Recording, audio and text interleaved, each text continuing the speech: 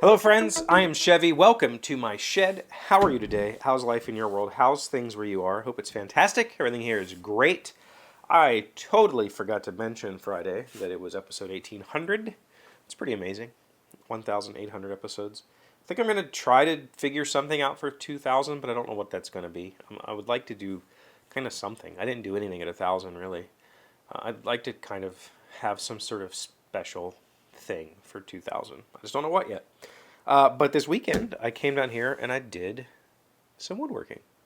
I got some actual woodworking time in, which felt really, really good. These are the legs for my new work table, the one that's going to replace this. Cut out of 4x4s. And this is one of those projects. So I'm going to say it. I'm proud of myself for coming down here this weekend. I have this problem where I don't like starting things that I can't finish. And I mean that like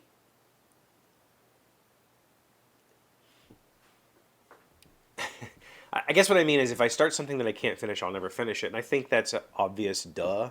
But what I really mean is like time-wise, right? I do not like partially doing something. I want to know that when it's time to do the thing or when I'm excited about doing the thing, I can just get it done.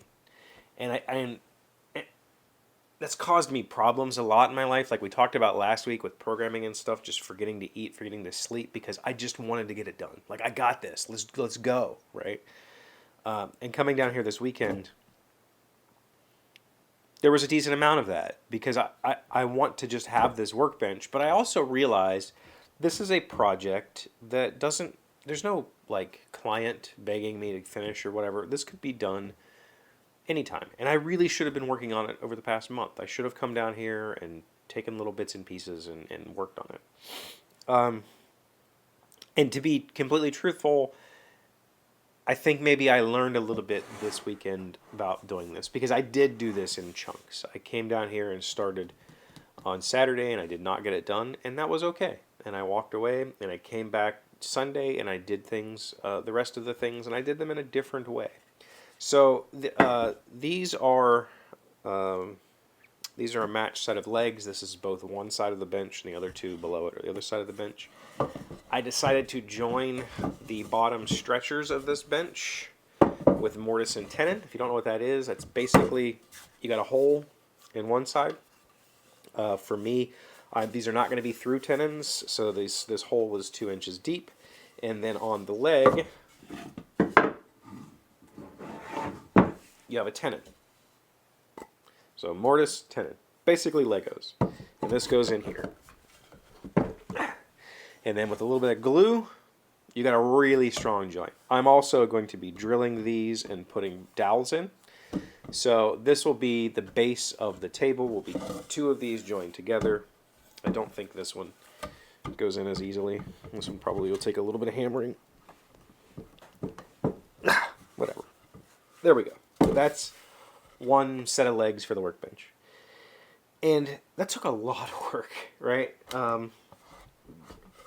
Chiseling out these holes in these legs is not an easy task.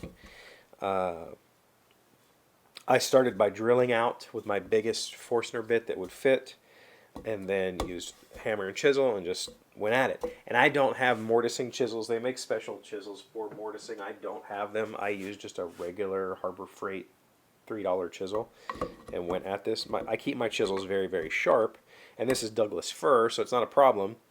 But it's less ideal than having a mortising chisel that can actually help cut the bottoms out, that sort of thing. But it worked, and I have the start to the table. And the interesting thing was, I came down Saturday. I had to cut these down to the right length, so they're all the same length. I had to mark out all of this joinery so I could get it in the right place. I had to cut the. I actually did the mortises first, which is probably the wrong way. I probably should have cut the tenons first, but I've never done stopped mortises like this. I've only ever done through mortises, which they're a little bit easier. We go all the way through and then chisel out the sidewalls, make it all flat, and then everything goes together a little bit easier. I've never done these stopped things like this before, so it was all just kind of an experiment. And I didn't really look up how to do any of this. I just kind of went for it, and it worked out okay. But I didn't get it all done on Saturday. I think I got all 4 mortises cut, and then on the stretchers, I got one marked out, or maybe I got one cut. Yeah, I got one cut on Saturday by hand. I used a hand saw and cut it to get it to fit, and it worked okay. And then on Sunday, I had to come down and finish the other side. So these are identical. They're match fit to their legs. They're all lettered A and B, 1 and 2, because these mortises aren't quite all the same. The tenons aren't quite all the same. They're all fit to each other, so they it only goes together one way. But it felt really good knowing that I don't have to get this all done at once. I can just come down here and tinker. And I probably should have been doing this for the last month. I didn't have to come down here and chisel all of these pockets out, at the same time. It didn't have to work out that way. I could have come down here and worked for an hour, left, come back. I could have done this in multiple sessions. And for some reason, I just avoided it. The rest of the bench, I will probably handle that way. I have a plan for how I'm going to cut in the top joinery. I'm going to be cutting in. I'm not going to do full tenons. I've got an idea to do like a bird's mouth joint where the bottom stretchers will go. So there'll be this bottom stretcher will get cut, something like that, and it'll sit into a slot and then be doweled. And I've got to do similar things for the top. So there's still a whole lot of bench left to build, and I think that, especially considering how unperfect it is, meaning that these joints are either the joints are twisted or the wood is twisted, but I don't know if you can see that. This is not straight, so this is going to require some clamping when I glue it to pull it all together. It's going to be fine, right? It's going to be perfectly fine for me to come down here and say, all right, I'm going to cut these 2 birds' mouths today, and that's it, and that'll be okay. And that's a very new space for me. It's one of those things that I've often said I've wanted a long-term project that I could just tinker on, and I think that my software in a lot of ways is that, but I need something to get away from when the software has become overwhelming. And it's always been this shop. This has always been my space to get away. But I've never really tackled long-term projects. I've pretty much just done quick things that I can put together. I've done a few things. I've done a few builds for people that have taken me some time, but it's fun to just, especially hand-cut joinery kind of stuff. It's interesting. It's not the same thing. When I did the second stretcher, I used my table saw with a jig, and it went worse. I shouldn't have done that. I actually cut these tenons, I think about at least 1/8 of an inch too narrow this direction. I'm going to glue it all together with epoxy, so that's not a problem.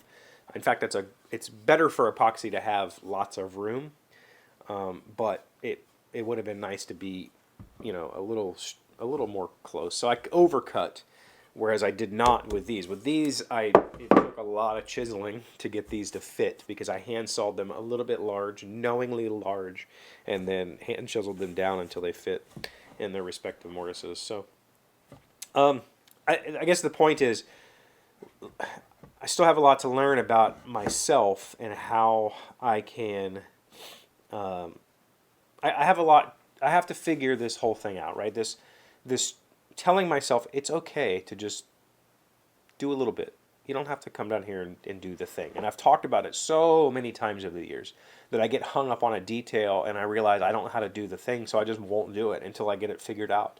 And sometimes that takes me days, sometimes hours, sometimes days, sometimes it takes me freaking months and maybe even years. And so projects just sit unstarted because I don't know how to start and I get stuck. Or I know how to start, but I don't know the next step. And instead of starting, I just wait. and shouldn't do that. It was a good weekend. How about you? How was your weekend? Let me know in the comments. Thank you for being here, as always. Thank you for liking, commenting, subscribing, being amazing friends, wonderful people. I really appreciate you. And I'll see you again tomorrow.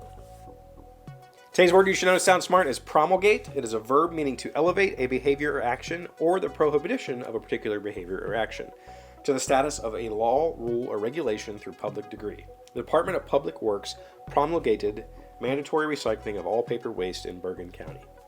Promulgate. Promulgate. To elevate or to prohibit through law. I mean, I guess... Okay. I got nothing.